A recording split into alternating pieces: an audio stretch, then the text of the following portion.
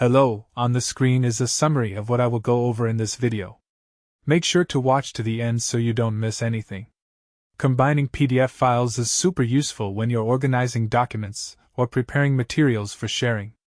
Step 1. First, decide which tool you want to use. You've got plenty of options like Adobe Acrobat, free online tools, or built-in software depending on your device. Step 2.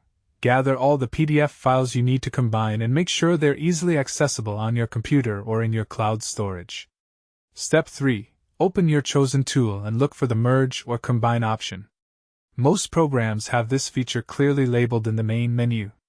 Step 4. Select the PDF files in the order you want them to appear.